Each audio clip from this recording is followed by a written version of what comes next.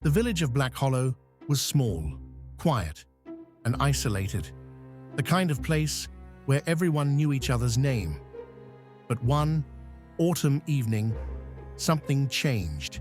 It started subtly, people becoming distant, their expressions vacant, their movements unnervingly stiff. Daniel noticed it first in his neighbor, Mrs. Holloway. She had always been talkative, but now she just stood on her porch, staring at nothing. When he greeted her, she turned slowly, her lips curling into a smile that didn't reach her hollow, pitch-black eyes. That night, Daniel came home to find his wife, Claire, waiting in the kitchen. You're late.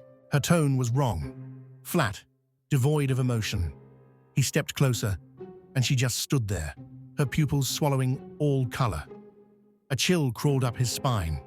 Something inside told him to run. Then, behind him, a floorboard creaked. Slowly, he turned toward the darkened window. His reflection stared back, but it wasn't mimicking him.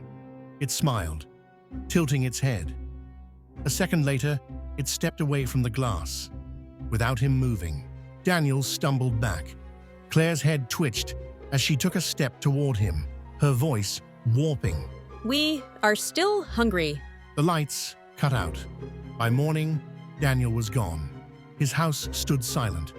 But the next day, he was seen in the streets, his eyes pitch black like the others, his smile vacant and wrong. One by one, the village changed. The real people vanished, replaced by something else, something empty. Weeks later, travelers passing through Black Hollow noticed the town felt off. The people were polite, but their smiles never faded.